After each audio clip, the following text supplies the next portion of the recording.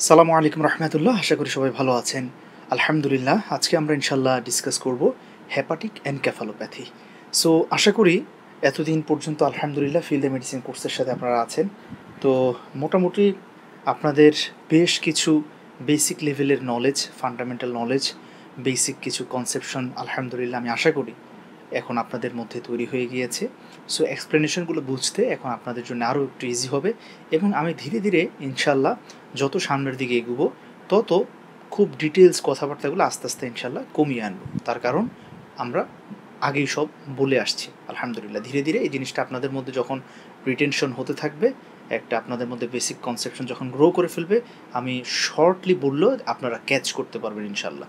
এরপরেও যদি কেউ ক্যাচ করতে না পারেন যে ভাইয়া ওইটা একটু বুঝি নাই, তাহলে হোয়াটসঅ্যাপ গ্রুপে জিজ্ঞেস করবেন ইনশাল্লাহ। ওকে, আচ্ছা। কারণ আমাদের ইনশাল্লাহ টার্গেট আছে, সবাই বেশি বেশি দোয়া করবেন আল্লাহ সুবহানাহু ওয়া তাআলা যেন আমাকে তৌফিক দেন যে আমরা ইনশাল্লাহ জুনের মধ্যে আমাদের প্রত্যেকটা টপিক্সের লেকচার, আমাদের যে কোর্স আউটলাইন দেওয়া আছে ওই অনুযায়ী আমরা যাতে শেষ করে ফেলতে পারি ইনশাল্লাহ তাআলা। ওকে, আচ্ছা।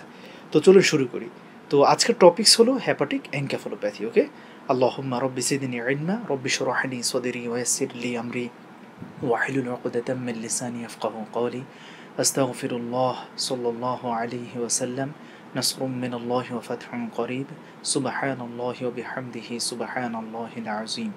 তাহলে হেপাটিক এনকেফালোপ্যাথি, তো আমি আপনাদেরকে যখন সিরোসিস পড়াচ্ছিলাম, হ্যাঁ সিএলডি পড়াচ্ছিলাম, তখন বারবার বলছিলাম যে সিএলডির পেশেন্ট আমাদের কাছে দুটো কমপ্লিকেশন নিয়ে আসে।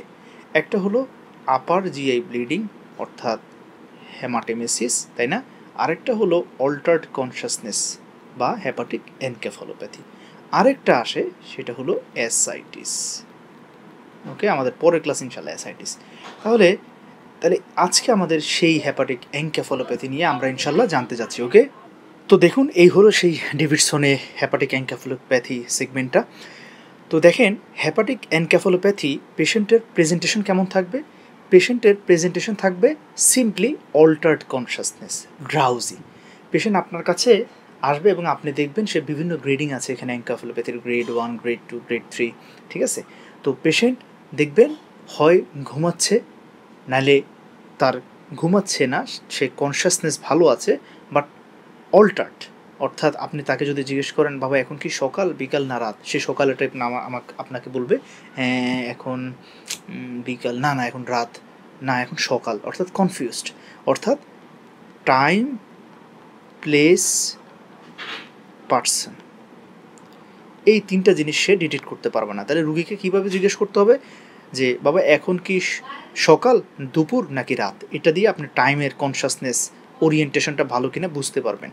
প্লেস মানে আপনি এখন কোথায় আছেন, বাসায়, হাসপাতালে নাকি কোথায় আছেন, বাড়িতে কোথায়, তাহলে সে দেখবেন বলতে পারবে না, আছে হাসপাতালে, বলবে বাসায়। তারপরে বলবেন এই যে আপনার পাশে দাঁড়িয়ে আছে উনি আপনার কী হয়, মনে করেন উনি ওনার ছেলে ছিল, বলবে ও আমার জামাই, অথবা বলবে ও আমার নসিনের, ঠিক আছে? এভাবে, অর্থাৎ আমাদের আঞ্চলিক ভাষায় রুগীরা আসলে এইভাবেই বলে আর কি। তাহলে টাইম, প্লেস, পার্সন, এই জিনিসটা পেশেন্টের কী হয়ে যাবে, অল্টার্ড হয়ে যাবে। তাহলে এই যে এই জিনিসটা অল্টার্ড হয়ে যাচ্ছে, পেশেন্ট বুঝতে পারছেন, এটাকে আমরা কি বলি যে ওরিয়েন্টেশন লস হয়ে যাওয়া পেশেন্টের। আর কনসাসনেস মানে যেমন আমি জেগে আছি, সুস্থ স্বাভাবিক মানুষ একজন বসে থাকলে সে একদম জেগে আছে, স্বাভাবিক মনে হয়, কিন্তু সে দেখবেন ঝিমুচ্ছে, ঘুমানোর মতো ভাব। অথবা খুব সিভিয়ার হেপাটিক এনকেফালোপ্যাথি যদি হয়ে যায় তাহলে পেশেন্ট আপনার কাছে কী নিয়ে আসবে, যে দেখবেন সে পুরো অচেতন, ঘুমায় আছে একদম দিনের বেলায়, অথচ সে ঘুমাচ্ছে। আচ্ছা, তাহলে এই বিভিন্ন গ্রেডিং আসতে পারে। তাহলে আমরা বুঝলাম আলটিমেটলি আসলে হেপাটিক এনকেফালোপ্যাথির সব প্রেজেন্টেশন হলো সেন্ট্রাল নার্ভাস সিস্টেম কী হয়ে যায়, সাপ্রেশন হয়ে যাচ্ছে। সেন্ট্রাল নার্ভাস সিস্টেম সাপ্রেশন হয়ে যাচ্ছে। তাহলে এই সেন্ট্রাল নার্ভাস সিস্টেম সাপ্রেশন কেন হচ্ছে, তার এক নম্বর কালপ্রিট ফ্যাক্টর হলো অ্যামোনিয়া। কোনটা? অ্যামোনিয়া। আচ্ছা, তো দেখেন আমরা আপনাদেরকে একটু এখান থেকে রিডিং দেওয়ার পরে তারপর আমরা ইনশাল্লাহ প্যাথোফিজিওলজি বেসিক কনসেপশনে ঢুকবো ইনশাল্লাহ। তো দেখুন আমরা দেখি ডেভিডসনে কি বলা হচ্ছে ইনশাল্লাহ, যে hepatic encephalopathy is a neuropsychiatric syndrome occurs in 30-40% of patient with cirrhosis. তাহলে প্রতি 100 জন সিএলডি পেশেন্টের মধ্যে মাত্র 30 থেকে 40 জনের হেপাটিক এনকেফালোপ্যাথি ডেভেলপ করতে পারে। তাহলে সিএলডি মানেই হ্যাপাটিক এনকেফালোপ্যাথি হবে বিষয়টা এমন না। তবে ক্লিনিক্যালি যদি বলি আসলে প্রত্যেকটা সিএলডি পেশেন্টেরই মানে কখনো না কখনো তার হ্যাপাটিক এনকেফালোপ্যাথি ডেভেলপ করেই, হয়তো সেটা মাইল্ড থাকে গ্রেড 1, হ্যাঁ, অথবা কারো ক্ষেত্রে গ্রেড 2, কারো ক্ষেত্রে গ্রেড 3, ঠিক আছে, এক একজনের ক্ষেত্রে এক এক রকম, বাট তার আসলে কোনো না কোনো সময় হ্যাপাটিক এনকেফালোপ্যাথি ডেভেলপ করে। কখন? যদি কোনো কারণে ইনফেকশন হয়ে যায়, স্পন্টেনিয়াস ব্যাকটেরিয়াল পেরিটোনাইটিস হয়ে যায়, ইলেকট্রোলাইট ইমব্যালেন্স হয়ে যায়, ঠিক আছে। আমরা একটু পরে বলবো, এই যে এখানে আছে যে প্রিসিপিটেটিং ফ্যাক্টর, যে what are the precipitating factors for hepatic encephalopathy. তো ধরেন পেশেন্টটা হচ্ছে সিরোসিস অফ লিভার ডিজিজ, হ্যাঁ, ক্রনিক লিভার ডিজিজের পেশেন্ট। তো এখন পেশেন্টের কোনো কারণে যদি এই ফ্যাক্টরগুলো আসে, তখন দেখা যাবে সাডেন তার ওই মুহূর্তে কয়েকদিনের জন্য হ্যাপাটিক এনকেফালোপ্যাথি ডেভেলপ করলো। তো আপনি যখন আবার এগুলো কারেকশন করবেন ইনশাল্লাহ, তখন আবার এই হ্যাপাটিক এনকেফালোপ্যাথিটা কী হবে, রিজলভ করে ফেলবে, পেশেন্ট ইমপ্রুভ করে ফেলবে ইনশাল্লাহ। আমরা আসবো ইনশাল্লাহ। তো যাই হোক, এখন আসেন তাহলে এখানে পেশেন্টের কমপ্লেনটা কী হবে, যে যেমনটা বললাম মাইল্ড ফ্লাকচুয়েটিং কগনিটিভ ইম্পেয়ারমেন্ট, অর্থাৎ তার এই যে মানে যে জ্ঞান বুদ্ধি, হ্যাঁ, তারপরে যে চেতনা, এগুলো একটু কমে যাবে এবং এটা এতটাই মাইল্ড হতে পারে ইভেন আর্লি স্টেজে আপনি এটাকে কী করতে পারেন না, মানে ইগনোর করবেন, যে মনে হবে না তাতে apparently okay, but if you are a good clinician you can identify that. Okay, grade 1 hepatic encephalopathy খুবই মাইল্ড সিমটম, যেমন পেশেন্টের খুব ভালো, কিন্তু দেখবেন তার মানে ডে টু ডেজ অ্যাক্টিভিটি সে আগের মতো করতে পারে না। যেমন কীরকম, যেমন ওই মানুষটা কিছুদিন আগেও বা কয়েক মাস আগেও সে খুব ভালো অনেক কাজ ম্যানেজ করতে পারতো, এখন সে আর ম্যানেজ করতে পারে না, কাজকর্ম গোলায় ফেলে, ভুলে যায়, হ্যাঁ, এই জিনিসগুলো তার ডেভেলপ করবে একদম আর্লি স্টেজে। তো এই জিনিসটা হচ্ছে কথা, হ্যাঁ। তাহলে দেখেন কী বলছে, যেমন ইনএবিলিটি টু কনসেন্ট্রেট, তারপরে ডেলিরিয়াম মানে আমি যেমনটা বললাম ড্রাউজি হয়ে যাওয়া পেশেন্ট, হ্যাঁ, অল্টার্ড কনসিয়াসনেস, এই জিনিসগুলো একই কথা।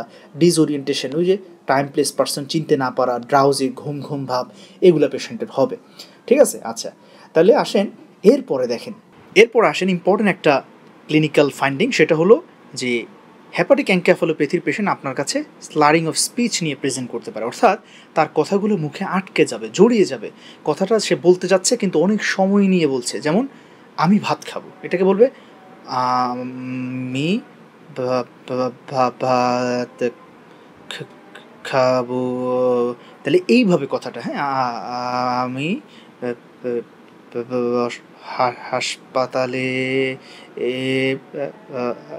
আছি, অর্থাৎ কথাটা সে আটকে বলবে, ঠিক আছে। তাও আমরা আপনাদেরকে একটা ডিরেক্ট সরাসরি পেশেন্টের একটা ভিডিও দেখাই ইনশাল্লাহ, যে স্লারিং অফ স্পিচটা কেমন ইনশাল্লাহ, চলুন দেখে আসি। You did know all about my grandfather. Well, he is nearly 93 years old. Yet he still thinks as swiftly as ever. এরপরে নেক্সট ইম্পর্টেন্ট ক্লিনিক্যাল ফাইন্ডিং, সেটা হলো যে ফ্ল্যাপিং ট্রেমর। এখানে আপনারা একটা কথা লেখেন, কোর্স, ওকে, কোর্স ফ্ল্যাপিং ট্রেমর। আচ্ছা, এটা কি দেখেন, এটা আমরা আপনাদেরকে একটা ছবি দেখাই আগে, এরপরে আমরা সরাসরি একটা ভিডিও দেখাবো ইনশাল্লাহ, যে কোর্স ফ্ল্যাপিং ট্রেমরটা আসলে পেশেন্টের কেমন হয়।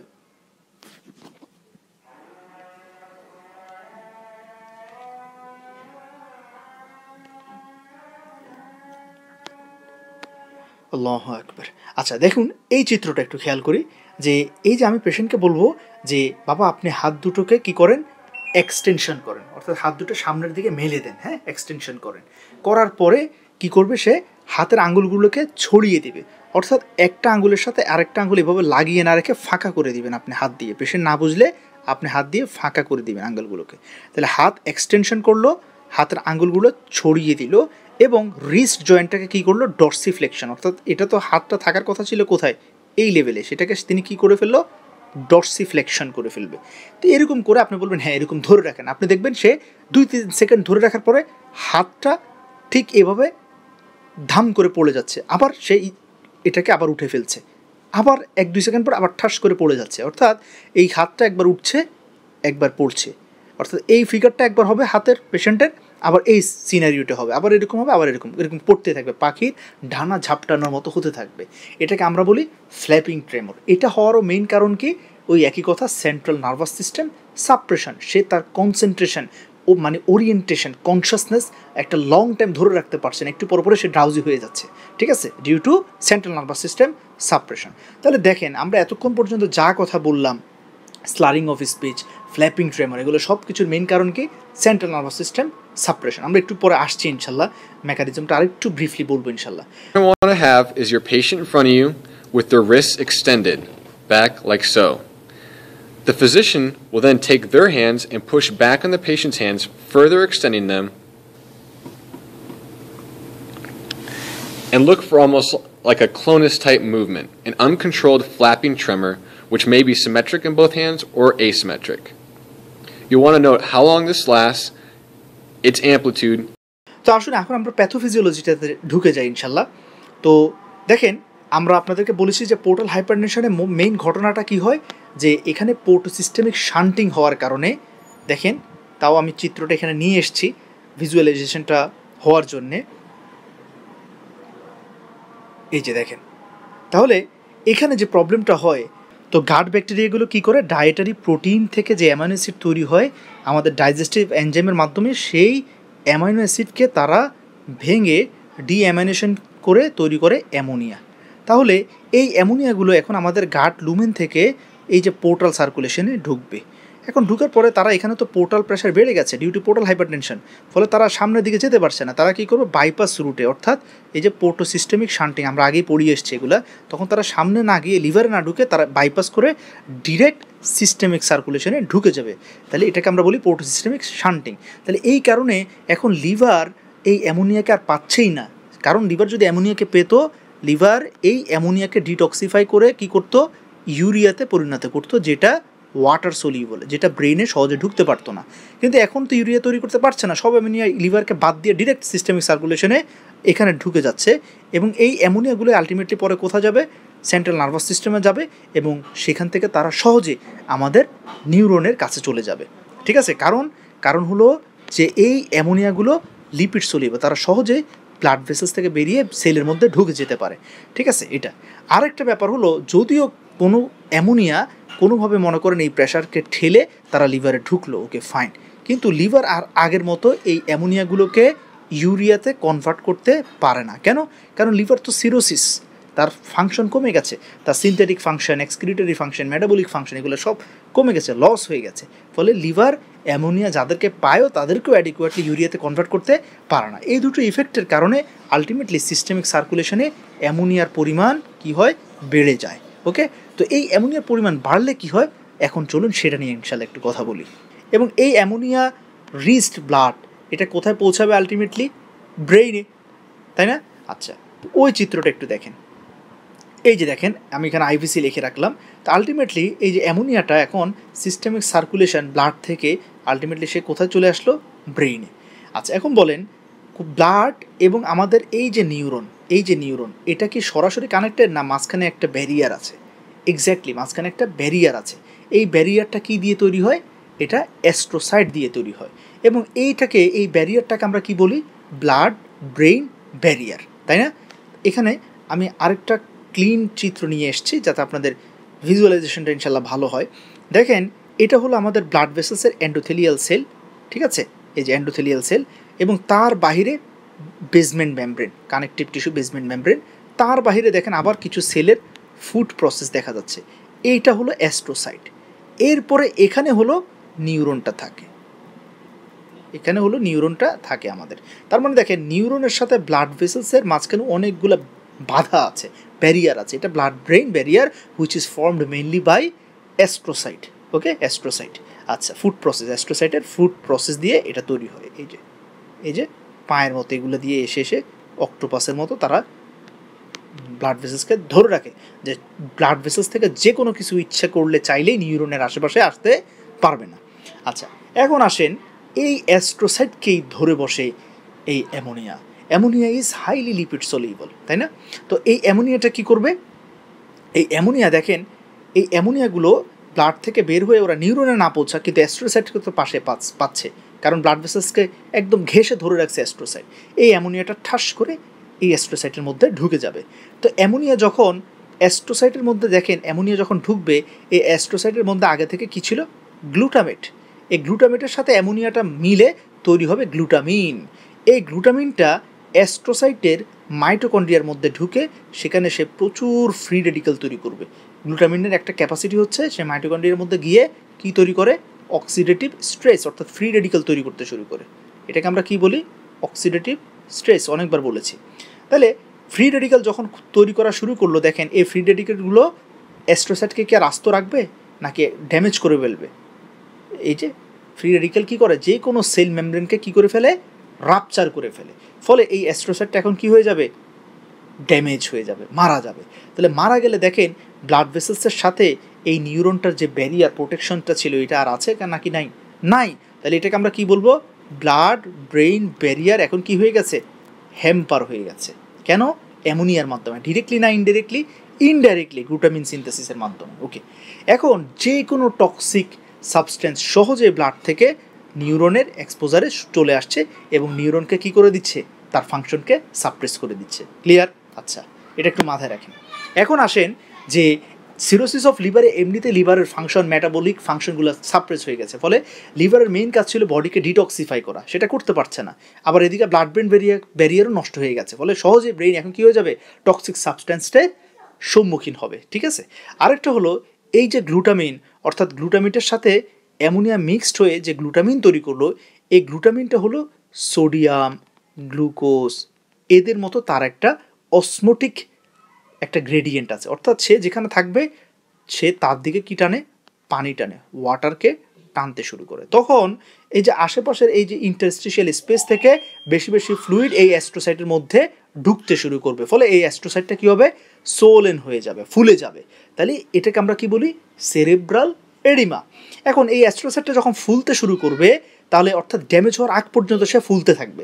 তা ড্যামেজ হয়ে গেলে তো শেষ, এরপর তার পাশের অ্যাস্ট্রোসাইটটা ফুলতে থাকবে। ঠিক আছে, এখন এই অ্যাস্ট্রোসাইটটা যখন ফুলবে, সে তখন ব্রেইন এত কম্প্যাক্ট একটা জায়গা যে ব্রেইনে এক্সট্রা কোনো কিছু থাকতে পারে না। ফলে এই সোল এন্ড অ্যাস্ট্রোসাইটটা তখন তার সারাউন্ডিং যে যত নিউরন আছে এই সব নিউরনকে কি করবে, প্রেশার দিতে থাকবে। ফলে এই নিউরনগুলোর ফাংশন হ্যাম্পার হবে, নষ্ট হয়ে যাবে, কাজ করতে পারবে না। ঠিক আছে, due to increased intracranial pressure. আচ্ছা, তাহলে এই হলো বিষয়টা। তাহলে আমরা দেখলাম একদিকে ব্লাড ব্রেন ব্যারিয়ার ড্যামেজ হচ্ছে, আরেক দিক দিয়ে অ্যাস্ট্রোসাইট সোলেন হচ্ছে, ফলে নিউরনের উপরে প্রেশার পড়ছে। আরেকটা কথা মনে রাখেন যে যখন এই অ্যাস্ট্রোসাইটটা ড্যামেজ হয়ে যাচ্ছিল, ড্যামেজ হয়ে গেলে কি হবে, দেখেন এখানের মধ্যে আমার যে ইন্টারস্টিশিয়াল ফ্লুইড আছে, এরা এতদিন এখান থেকে ফ্লুইডগুলো সহজে নিউরনের মধ্যে ঢুকতে পারতো না, কারণ ফ্লুইড ঢুকতে গেলে তাদেরকে অ্যাস্ট্রোসাইট বাধা দিত, নিউরনকে সবসময় সে প্রোটেকশনে রাখতো। কিন্তু যখন এই অ্যাস্ট্রোসাইটটা লস হয়ে যাচ্ছে due to oxidative stress secondary to glutamine, secondary to ammonia, okay, ফলে এখন সহজেই এই ইন্টারস্টিশিয়াল ফ্লুইড থেকে ওয়াটারগুলো যে নিউরনের মধ্যে, যেহেতু অসমোটিক প্রেশার বেশি, ফলে নিউরনের মধ্যে ওয়াটার ঢুকতে থাকবে। ফলে নিউরনগুলো ইটসেলফ সোলেন হতে শুরু করবে এবং তাদের ফাংশন নষ্ট হয়ে যাবে। ওভারঅল একটা সেরেব্রাল এডিমা হচ্ছে এখানে, ওভারঅল এখানে একটা কি হচ্ছে, সেরেব্রাল এডিমা হচ্ছে। আচ্ছা, এটা ওকে।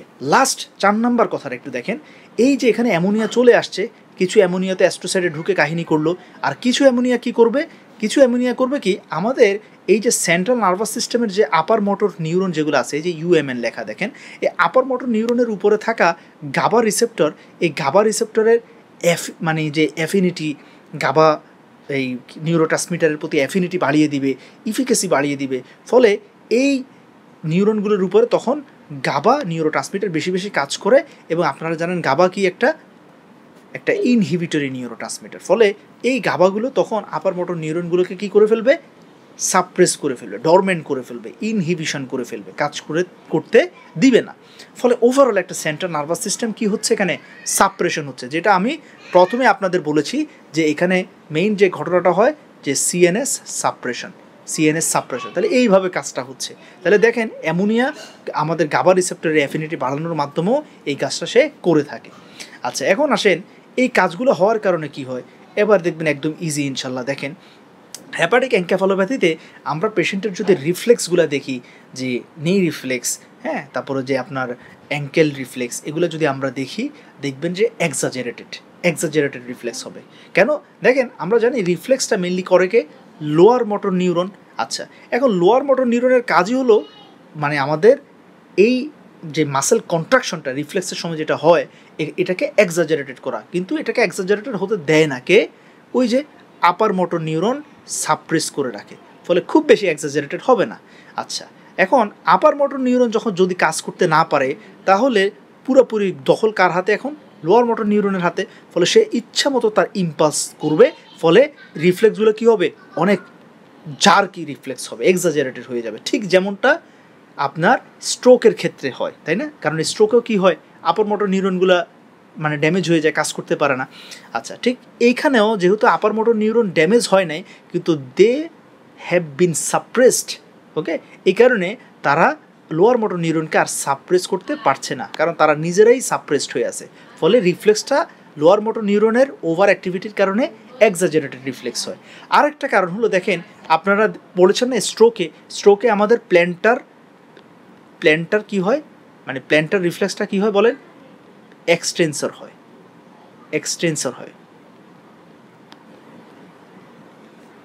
ঠিক আছে? কারণ যে ওই যে আপার মোটর নিউরন কাজ করতে পারছে না, ঠিক একইভাবে এখানে যেহেতু আপার মোটর নিউরন কাজ করতে পারছে না, সাপ্রেসড হয়ে আছে অ্যামোনিয়া, হাইপার অ্যামোনিয়ার কারণে, ফলে এখানেও আলটিমেটলি আপনি পেশেন্টের রিফ্লেক্স কী পাবেন? প্ল্যান্টার এক্সটেন্সর পাবেন। Planter extensor. এখন বলেন, পেশেন্টের যদি ইসকেমিক স্ট্রোক হতো তাহলে এটা তো হয় রাইট অথবা লেফট, যে কোনো এক পাশে হয়, তাহলে আপনি যে কোনো ইউনিল্যাটারাল প্ল্যান্টার এক্সটেন্সর পাচ্ছিলেন। কিন্তু আমার এখানে তো পেশেন্টের ওভারঅল ডিফিউজলি পুরো সেন্ট্রাল নার্ভাস সিস্টেমের আপার মোটর নিউরন সাপ্রেসড হয়ে আছে, তাহলে বলেন তো এখানে প্ল্যান্টার এক্সটেন্সর কি ইউনিল্যাটারাল পাবেন না বাইল্যাটারাল? বাইল্যাটারাল পাবেন, এক্স্যাক্টলি। এই কারণে হেপাটিক এনকেফালোপ্যাথিতে আমরা বাইল্যাটারাল প্ল্যান্টার এক্সটেন্সর পেয়ে থাকি, ঠিক আছে? তাহলে আশা করি এখন আপনাদের ব্যাপারটা ক্লিয়ার। তাহলে দেখেন এই চিত্রটাতে আলহামদুলিল্লাহ এগুলো আরও ভালো বোঝা যাচ্ছে। এই যে গাট ব্যাকটেরিয়া বসে বসে অ্যামোনিয়া তৈরি করছে, তারা লিভারে না গিয়ে বাইপাস করে সিস্টেমিক সার্কুলেশন আইভিসিতে ঢুকে যাচ্ছে, সেখান থেকে তারা ব্রেইনে ঢুকে যাচ্ছে, সেখান থেকে তারা এই ঘটনাগুলো তারা করছে। ক্লিয়ার? আচ্ছা, এই হলো ব্যাপারটা। আচ্ছা, আলহামদুলিল্লাহ, আশা করি এতটুকু ক্লিয়ার ইনশাল্লাহ।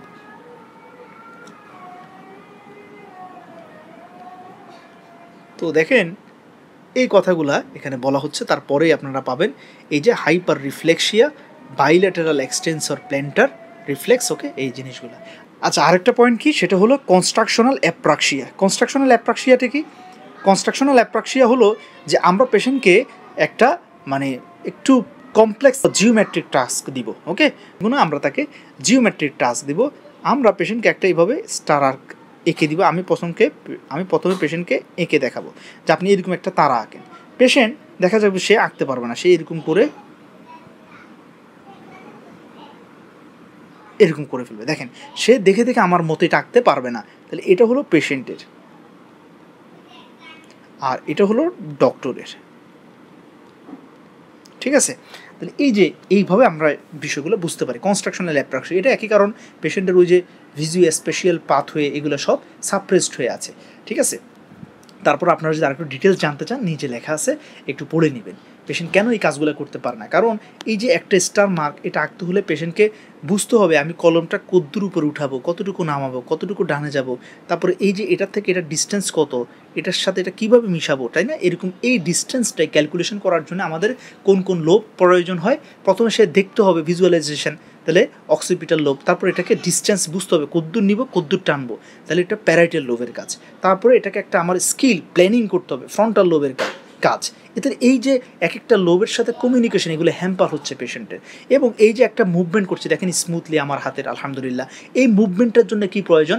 সেরেবেলাম প্রয়োজন, বেজাল গ্যাংলিয়া প্রয়োজন, তাই না? তাহলে এই সবগুলো তার সাপ্রেসড হয়ে আছে হাইপার অ্যামোনিয়ার কারণে, ঠিক আছে? ফলে পেশেন্টের এই ফাংশনগুলো ফাইন কোঅর্ডিনেটেড কাজটা হবে না। ঠিক একইভাবে আলহামদুলিল্লাহ আমি যে কথা বলছি এত স্মুথলি, এটার জন্য কন্টিনিউয়াসলি আমার কী কাজ করছে? ক্রেনিয়াল নার্ভগুলো কাজ করছে, তারপরে আমার বেজাল গ্যাংলিয়া, সেরেবেলাম, এবং এই যে একটা ফাইন আর্টিকুলেশন অফ স্পিচ, আমার টাং কোন ওয়ার্ডটা কোনভাবে উচ্চারণ করবে, সে আমার মনের অজান্তে সে মুভ করে করে ওয়ার্ডটাকে কী করছে, মানে উচ্চারণ করছে। এটা তার পেশেন্টের হবে না, কারণ তার তো ক্রেনিয়াল নার্ভ সাপ্রেসড হয়ে আছে, বেজাল গ্যাংলিয়া সাপ্রেসড হয়ে আছে, সেরেবেলাম সাপ্রেসড হয়ে আছে, ফলে আর্টিকুলেশন অফ স্পিচ হবে না। তাহলে যদিও পেশেন্টের টাং ভালো, পেশেন্টের ক্রেনিয়াল নার্ভ ড্যামেজ হয় না, কিন্তু ডিউ টু সাপ্রেশন পেশেন্টের আর্টিকুলেশন অফ স্পিচ ভালো করে হচ্ছে না, ফলে পেশেন্টের কী হচ্ছে? স্লারিং অফ স্পিচ হচ্ছে। এই কথাগুলো নিচে ডিটেলস লেখা আছে, সময় পেলে পড়ে নেবেন ইনশাল্লাহ। ওকে, তাহলে এই হলো বিষয়টা। এরপরে আসেন আরেকটা টার্ম এখানে লেখা আছে যে পেশেন্টের এখানে কী হবে, ফিটোর হ্যাপাটিকাস। এরপর আসেন ফিটোর হ্যাপাটিকাস। তো ফিটোর হ্যাপাটিকাস নিয়ে আমরা আলহামদুলিল্লাহ পোর্টাল হাইপারটেনশন লেকচারে বলেছিলাম, সো এখানে আর বলে আমরা সময় নষ্ট করবো না। ক্লিয়ার? আচ্ছা, এখন আসেন এই জায়গাটাতে দেখেন, আপনারা একটু ভালো করে দেখেন, এই কথাগুলো আমি বলেছি, সো আমি আর রিপিট করছি না। একটা ইম্পর্টেন্ট কথা খেয়াল রাখেন, লিভার ফেলিওর ইজ এ কি factor as portosystemic shunting of blood alone hardly ever causes encephalopathy.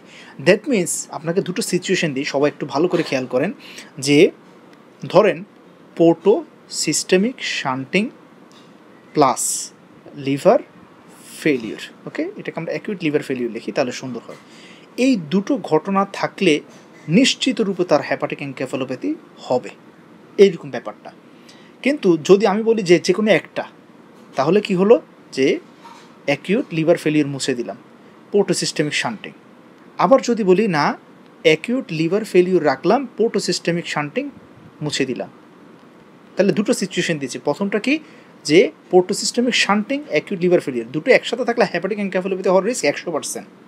আর যদি বলি না, যে কোনো একটা বেছে নাও, তাহলে কি পোর্টোসিস্টেমিক শান্টিং, আরেকটা বললাম অ্যাকিউট লিভার ফেলিওর। এখন বলেন এই দুটো সিচুয়েশনের মধ্যে কোনটার ক্ষেত্রে হ্যাপাটিক এনকেফালোপ্যাথি হওয়ার রিস্ক বেশি? অ্যাকিউট লিভার ফেলিওরে। কারণ পোর্টোসিস্টেমিক শান্টিং শুধুমাত্র নিজে হ্যাপাটিক এনকেফালোপ্যাথি রেয়ারলি করে। তার মানে আসলে যতই পোর্টাল প্রেশার হোক, অ্যামোনিয়াটা কিছু পরিমাণে লিভারে ঢুকবে এবং লিভার মোটামুটি তাকে কি করে ফেলে, ডিটক্সিফাই করে ফেলতে পারে।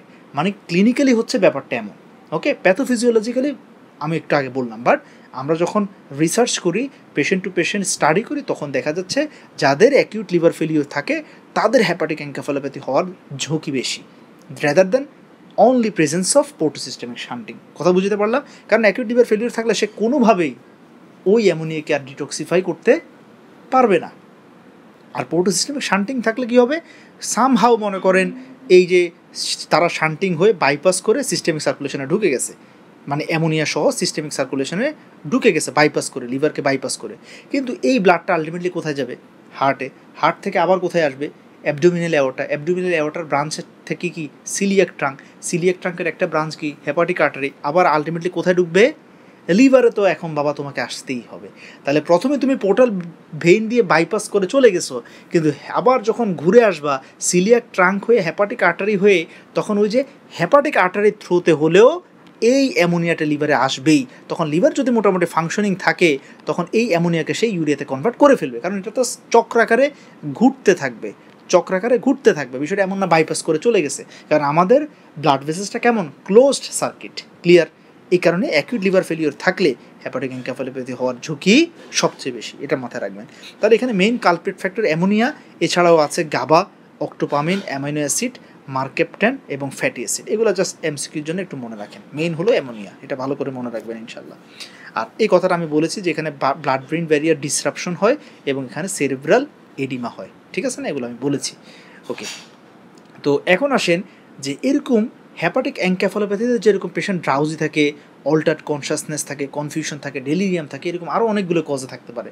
এরকম আসলে যে এটা হ্যাপাটিক এনকেফালোপ্যাথি বলার সুযোগ নেই। তাহলে একটা পেশেন্টকে তার altered level of consciousness, drowsy, delirium, এটার কজ হ্যাপাটিক এনকেফালোপ্যাথি বলতে হলে তার অন ব্যাকগ্রাউন্ড কী থাকতে হবে? সিরোসিস অফ লিভার থাকতে হবে। অন ব্যাকগ্রাউন্ড পেশেন্টের সিরোসিস অফ লিভার থাকতে হবে, অথবা পেশেন্টের আপনি ক্লিনিক্যালি স্টিগম্যাটা অফ সিএলডি পাবেন। হ্যাঁ, পেশেন্টের দেখবেন স্প্লিনোমেগালি আছে, অ্যাসাইটিস আছে, ঠিক আছে? পেশেন্টের রিপোর্ট দেখেন, পেশেন্ট জানে হ্যাঁ স্যার আমার ভাইরাস থেকে লিভার ড্যামেজ হয়ে গেছে, রুগীর এইভাবে বলে ভাইরাস দিয়ে লিভার ড্যামেজ হয়ে গেছে, অথবা কিছুদিন পর পরে এরকম হয়ে যায়, অজ্ঞান হয়ে যায়, এরকম বলে আমাদেরকে। মানে আমি এফসিপিএস ট্রেনিংয়ের সময় রুগীদের কথাটা ঠিক এইভাবে বলতো। আচ্ছা, তো এখন এই ছাড়াও আরও অনেকগুলো কারণে এরকম একই ধরনের সিচুয়েশন হতে পারে পেশেন্টের, কিন্তু সেই সকল ক্ষেত্রে আপনি এই যে স্টিগম্যাটা অফ সিএলডি পাবেন না, ঠিক আছে? তাহলে এরকম কী কী আছে? যেমন subdural, extradural hematoma, drug or alcohol intoxication, alcohol withdrawal, Wernicke's encephalopathy, psychiatric cause হতে পারে, হাইপোগ্লাইসেমিয়া। এটা মনে রাখবেন, স্বাভাবিক হাইপোগ্লাইসেমিয়া যদি হয়, ব্রেইন গ্লুকোজ ছাড়া কাউকে ইউটিলাইজ করতে পারে না ফর এনার্জি প্রোডাকশন। ফলে যদি হাইপোগ্লাইসেমিয়া হয়, ব্রেন কী হবে? ড্রাউজি হয়ে যাবে, ফাংশন করতে পারছে না। এই কারণে মনে রাখবেন অল্টার্ড কনসিয়াসনেসের প্রথম কাজ হলো দৌড়ে এসে একটা সিভিজি করে ফেলা, ক্যাপিলারি ব্লাড গ্লুকোজ চেক করে ফেলবেন যে হাইপোগ্লাইসেমিয়া আছে কিনা। এবং মনে রাখবেন এই কজগুলোর কারণে আপনার পেশেন্ট মারা গেলে আল্লাহ না করুক আপনার কোনো ক্রাইম নেই, কারণ এগুলো ইভ্যালুয়েশন করতে হবে। কিন্তু হাইপোগ্লাইসেমিয়ার কারণে কোনো পেশেন্ট যদি আল্লাহ না করুক মারা যায়, this is a great crime. তাহলে হাইপোগ্লাইসেমিয়া চেক করে ফেলতে হবে আগে। হতে পারে না পেশেন্ট ডায়াবেটিক, ইনসুলিন ওভারডোজ হয়ে গেছে, এবং ওয়ার্ডে সবচেয়ে বেশি আমরা এটাই পাই। ডায়াবেটিক পেশেন্ট হঠাৎ করে আসে, স্যার আমার আম্মু জানি কেমন করতেছে, গিয়ে দেখি রুগী অজ্ঞানের মতো পড়ে আছে, ঠিক আছে, কিছু বলতেছে না, সাথে সাথে সিভিজি চেক করে দেখি সিভিজি 3, 4 এরকম 3.5-এর নিচে আসলে আমরা নিউট্রিডেক্স দিয়ে দিব পেশেন্টকে, ঠিক আছে, মানে গ্লুকোজ আইভি দিয়ে দিই, রানিং স্টেট। ওকে, এরপরে আসেন উইলসন ডিজিজের ক্ষেত্রে হয়, কারণ উইলসন ডিজিজে ব্রেনে কী হয়, কপার অ্যাকিউমুলেশন হয়, এবং এই কপারটা আলটিমেটলি কী করে, ব্রেনকে ড্যামেজ করে বাই প্রডিউসিং ফ্রি রেডিকালস। এটা আমি বলেছিলাম আপনাদেরকে সিএলডি লেকচারে উইলসন ডিজিজে কীভাবে কী হয়, তাই না? আচ্ছা, আরেকটা হলো পোস্ট ইকটাল স্টেট, অর্থাৎ যাদের আপনার কী থাকে, এপিলেপসি থাকে, কনভালশন থাকে, কনভালশনের পরে পেশেন্ট 30 মিনিট 1 ঘন্টা দেখবেন চুপচাপ শুয়ে থাকে, একদম কোনো মানে বোধ বুদ্ধি কিছু নাই, অজ্ঞানের মতো। হ্যাঁ, এটা হচ্ছে যে কোনো কনভালশন পরে হতে পারে। এই তাহলে পোস্ট ইকটাল স্টেট, এটাও আমাদের একটা ডিডি। তাহলে এগুলো থেকে আলাদা করবেন কীভাবে? সিম্পল, আপনি সার্চ করবেন পেশেন্টের সিরোসিস অফ লিভারের কোনো ব্যাকগ্রাউন্ড আপনি খুঁজে পাচ্ছেন কিনা। যদি পান হেপাটিক এনকেফালোপ্যাথি, যদি না পান তাহলে এই ডিডিগুলো আপনি কোনটা সেটা সার্চ করতে হবে। এটা আমরা নিউরোলজি চ্যাপ্টারে ইনশাল্লাহ বলবো ইনশাল্লাহ। এখন আসেন আমরা ইনশাল্লাহ দেখব যে ফ্যাক্টরস প্রিসিপিটেটিং হেপাটিক এনকেফালোপ্যাথি, অর্থাৎ একটা পেশেন্ট সিএলডির, সে ভালো আছে, কিন্তু এমন কী কী ঘটনা আছে যেগুলো রুগীর যদি শুরু হয়ে যায় সে যে কোনো মুহূর্তে হেপাটিক এনকেফালোপ্যাথি ডেভেলপ করতে পারে। ক্লিয়ার? আচ্ছা, তাহলে এই ফ্যাক্টরগুলোর মধ্যে আছে যেমন 1 নম্বরে ড্রাগস, সেডেটিভস, অ্যান্টিডিপ্রেশেন্ট। তাহলে এই ড্রাগসগুলো দেখেন, এই ড্রাগসগুলো সেডেটিভ, অ্যান্টিডিপ্রেশন, এগুলো দেখেন আপনি সুস্থ মানুষকে দেন, অহরহ রুগীর কমপ্লেন কি, স্যার প্রচুর ঘুম পায়। অর্থাৎ এই সেডেটিভস, অ্যান্টিডিপ্রেশন এগুলো আমাদের সেন্ট্রাল নার্ভাস সিস্টেমকে কী করে, ড্রাউজি করে। এখন এমনিতে আমার একটা সিরোসিস অফ লিভারের patient tends to have drowsy, অর্থাৎ তার ব্রেন এমনিতে সাপ্রেশনে পড়ে যাওয়ার একটা ঝুঁকি আছে, কারণ তার বডিতে অ্যামোনিয়া ডিটক্সিফাই হচ্ছে না ভালো করে, ঠিক আছে, মোরওভার পোর্টোসিস্টেমিক শান্টিং আছে, তার উপরে এই ড্রাগটা দিলে সেটা কী করবে, ফ্লেয়ার আপ করবে। তার মানে আরেকটা জিনিস মনে রাখবেন, এই যে সেডেটিভ এবং অ্যান্টিডিপ্রেশন এগুলো সরাসরি কিন্তু ব্রেনকে অ্যাটাক করে না। তাদের ঝামেলা কোথায় দেখেন, এই সেডেটিভ এবং অ্যান্টিডিপ্রেশন এগুলোর মেটাবলিজম হয় মূলত কোথায়, লিভারে। এখন লিভারই তো ফাংশন কম্প্রোমাইজড হয়ে আছে, তাহলে এই সেডেটিভ অ্যান্টিডিপ্রেশনকে ওই লিভার ডিজিজের পেশেন্ট ভালো করে মেটাবলিজম করে ইনঅ্যাক্টিভেশন করতে পারবে না, ফলে সেডেটিভ অ্যান্টিডিপ্রেশনের হাফ লাইফ বেড়ে যাবে, তাদের ইফিকাসি অ্যাকশন বেড়ে যাবে, ফলে তারা আপনাকে যতটুকু ড্রাউজি করবে একজন সিরোসিস অফ লিভারের পেশেন্টকে আরও বেশি ড্রাউজি করে ফেলবে। তাহলে এটা আসলে হেপাটিক এনকেফালোপ্যাথিকে মিমিক করছে, কিন্তু এটার প্যাথোফিজিওলজি আরেক রকম, এটা ওই যে অ্যামোনিয়া মেডিয়েটেড না, এটা মাথায় রাখবেন। এরপরে আসেন ডিহাইড্রেশন। এগুলো আমি একটা একটা করে ব্যাখ্যা করবো ইনশাল্লাহ, আগে একবারে বলে নিই। ডিহাইড্রেশন, তারপরে পোর্টোসিস্টেমিক শান্টিং, এটা আর বলা লাগবে না, বলে ফেলেছি পোর্টোসিস্টেমিক শান্টিং হলে কীভাবে এনকেফালোপ্যাথি হয়। তারপরে ইনফেকশন, অর্থাৎ সবচেয়ে কমনলি এখানে আরও লেখেন স্পন্টেনিয়াস ব্যাকটেরিয়াল পেরিটোনাইটিস, ইউটিআই এবং হলো নিউমোনিয়া, ঠিক আছে, এই 3টে ইনফেকশন, এগুলো হলে পেশেন্টের এনকেফালোপ্যাথি ডেভেলপ করে ফেলতে পারে। অর্থাৎ একটা সিরোসিস অফ লিভারের পেশেন্ট ধরেন ইউটিআই হলো, সেখান থেকে তার এনকেফালোপ্যাথি শুরু হয়ে গেল, ঠিক আছে, ইউরোসেপসিস হয়ে। একটা পেশেন্টের মানে সিএলডির পেশেন্ট নিউমোনিয়া হলো, সেখান থেকে পেশেন্টের হঠাৎ করে এনকেফালোপ্যাথি স্টেজে চলে গেল পেশেন্ট, এরকম। তারপরে আসেন কিছু ইলেকট্রোলাইট ইমব্যালেন্স, 2টা ইলেকট্রোলাইট বেশি ইম্পর্টেন্ট। এই বক্সটা প্রত্যেকবার এফসিপিএস পার্ট 1 কোয়েশ্চেন দিয়ে দেয়, বেশি ইম্পর্টেন্ট এফসিপিএস পার্ট 1 এমসিকিউ এর জন্য। Which one is not accurate for the precipitating factor of hepatic encephalopathy, মানে কয়েকটা দিবে আর কয়েকটা বাইরের থেকে দিবে, তখন আপনি ট্রু ফলস এভাবে লিখবেন, ঠিক আছে।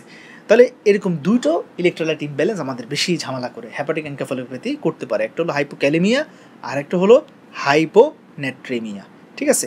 আচ্ছা, এরপর আসেন কনস্টিপেশন, আর একটা হলো প্রোটিন লোড। আচ্ছা, এখন এর মধ্যে সবার প্রথমে যে এতক্ষণ যে কথাটা বললাম তার সাথে কানেকশন আছে যে দুটোর, ওই দুটো আমি আগে বলে ফেলি, কনস্টিপেশন আর প্রোটিন লোড, ঠিক আছে। দেখেন প্রোটিন লোড এই বিষয়টা আমি আগেই অলরেডি বলে ফেলেছি আলহামদুলিল্লাহ। এটা হলো আপনার যখন পেশেন্টের বিশেষ করে এই গতকালকের যে লেকচারটা, অর্থাৎ ট্রিটমেন্ট পড়াতে গিয়ে যখন আমি আপনাদেরকে ভেরিসিয়াল ব্লিডিং পড়াচ্ছিলাম তখন এই ব্যাপারটা বলেছি। যখন ব্লিডিং হয় অর্থাৎ আরবিসিগুলো আমাদের জিআইটি লুমেনে আসে, তাহলে ওইটাও এক ধরনের কি প্রোটিন। আরবিসি ভাঙলে কী তৈরি হয়? হিমোগ্লোবিন। গ্লোবিন একটা প্রোটিন। মেইনলি এখানে আসলে এটাই। তাহলে একটা লিভার ডিজিজের পেশেন্ট অর্থাৎ ক্রনিক লিভার ডিজিজের পেশেন্টের যখন হেমাটেমেসিস হয়, এই পেশেন্টটা এর পরেই কী শুরু হয়ে যেতে পারে? তার হেপাটিক এনকেফালোপ্যাথি। তাহলে স্টেজটা কেমন?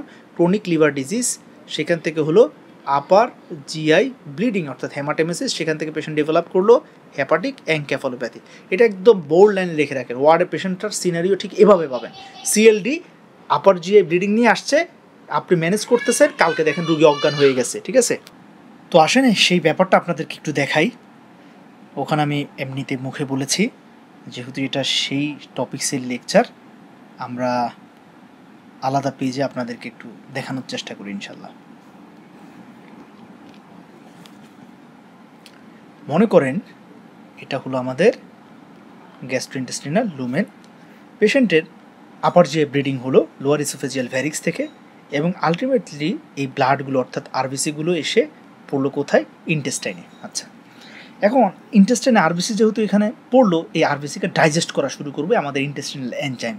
তখন হিমোগ্লোবিন আরবিসি থেকে বের হয়ে আসলো। ওকে, এই হিমোগ্লোবিনটাকে আবার ভেঙে ইন্টেস্টিনাল লুমেনে তৈরি হবে কি? হিম এবং গ্লোবিন। হিমটা অ্যাবজর্ব হয়ে আমাদের লিভারে আগের মতো স্টোর হবে, মানে আরবিসি প্রোডাকশনের রিসাইক্লিংয়ে ইউজ হবে, যেটা আপনারা জানেন। আর গ্লোবিন, এই গ্লোবিনটা এটা কি? এটা হলো একটা প্রোটিন। এই প্রোটিনটাকে আমাদের ইন্টেস্টিনাল যে প্রোটিয়েজ এনজাইম যেগুলো আছে, প্রোটিওলাইটিক এনজাইম, এই প্রোটিওলাইটিক এনজাইমগুলো গ্লোবিনকে ভেঙে তৈরি করবে কি? Amino acid. এবং এই অ্যামাইনো অ্যাসিডগুলোকে তখন এখানে থাকা, একটু আগেই বললাম গাট ব্যাকটেরিয়া, এই গাট ব্যাকটেরিয়া এই অ্যামাইনো অ্যাসিডকে তৈরি করবে কি? সে অ্যামোনিয়াতে।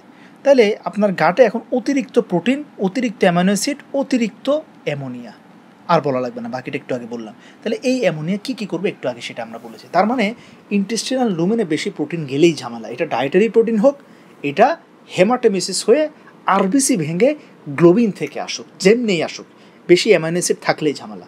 আবার অ্যামাইনো অ্যাসিড বেশি কম খেলেও ঝামেলা, যেটা আমি এর আগের লেকচারে বলেছি। সার্কোপেনিয়া হলেও হেপাটিক এনকেফালোপ্যাথি অ্যাগ্রাভেট করতে পারে। আচ্ছা, তো এখন আসেন যে এই কারণে এখানে প্রোটিন লোড একদম ডিরেক্টলি বলা, দেখেন, ইনক্লুডিং গ্যাস্ট্রোইন্টেস্টিনাল ব্লিডিং। আচ্ছা, তাহলে ডায়েটারি হোক আর গ্যাস্ট্রোইন্টেস্টিনাল ব্লিডিং হোক, দুটোই আমাকে অ্যাভয়েড করতে হবে। এরপর আসেন কনস্টিপেশন। একই কথা, দেখেন এই অ্যামোনিয়াটা ইন্টেস্টিনাল লুমেনে প্রডিউস করছে কে? গাট ব্যাকটেরিয়া। সবচেয়ে ইম্পর্টেন্ট ওয়ার্ডে সবচেয়ে কমনলি যেটা দেখবেন, সিরোসিস অফ লিভারের পেশেন্ট আসলেই তাকে আমরা একটা কি দিয়ে দিই? ল্যাকটুলোজ অথবা ফসফেট অ্যানিমা। ল্যাকটুলোজে কাজ না হলে অ্যানিমা সিমপ্লেক্স দিয়ে দিই। বাট তার ডেইলি 2 বার, কথাটা এইভাবে বলেন, ডেইলি 2 টাইমস বাউল পাস করতেই হবে। কেন? বাউল পাস না করলে কী হবে? ওই যে ইন্টেস্টিনাল লুমেনের মধ্যে লার্জ বাউলে কী হবে? ব্যাকটেরিয়া গ্রো করতে শুরু করবে, ব্যাকটেরিয়াল পপুলেশন বাড়বে। যত ব্যাকটেরিয়াল পপুলেশন বাড়বে, কারণ ওয়াশরুম হলে তো ডিফিকেশনের সাথে ব্যাকটেরিয়া লোডগুলো ওয়াশ আউট হয়ে যাচ্ছে, কিন্তু ওয়াশরুম না হলে ব্যাকটেরিয়াল পপুলেশন কলোনি বেড়ে যাচ্ছে, তারা বেশি বেশি অ্যামোনিয়া প্রডিউস করবে। কারণ আমরা তাকে বাউল ক্লিয়ার করতে হবে পেশেন্টের, যেভাবে হোক। ল্যাকটুলেজ দিবেন, কাজ না হলে অ্যানিমা দিবেন, একটা কাজ না হলে 2টা দিবেন, 2টা কাজ না হলে 3টা দিবেন। প্রয়োজনে সে এক রাতে 1 বোতল অ্যাভোলাক্স সিরাপ খেয়ে ফেলবে, ঠিক আছে? বাট আপনাকে বাউল পাস করতেই হবে ইনশাল্লাহ, এটা হচ্ছে মাথায় রাখবেন। এখন আপনি ল্যাকটুলেজের পর ল্যাকটুলেজ দিচ্ছেন, রোগীর আজকে 2 দিন হয়ে গেল বাউল পাস করতেছে না, আপনি 2 চামচ থেকে 4 চামচ করতেছেন, হচ্ছে না। আচ্ছা 6 চামচ করে খাবেন না, এত সময় নাই তো। আপনি বড় জোরে একদিন দেখবেন, না হলে ডিরেক্ট এই কিসে চলে যাবেন? অ্যানিমা সিমপ্লেক্সে চলে যাবেন, ঠিক আছে? দেরি করা যাবে না। ওকে, তাহলে কনস্টিপেশন এবং প্রোটিন লোড এটা আলহামদুলিল্লাহ আমাদের ক্লিয়ার। ওকে, এখন আসেন আমরা এখন আলোচনা করবো ইনশাল্লাহ ডিহাইড্রেশন, যে ডিহাইড্রেশনটা কীভাবে হেপাটিক এনকেফালোপ্যাথির প্রিসিপিটেটিং ফ্যাক্টর হিসেবে কাজ করে ইনশাআল্লাহ।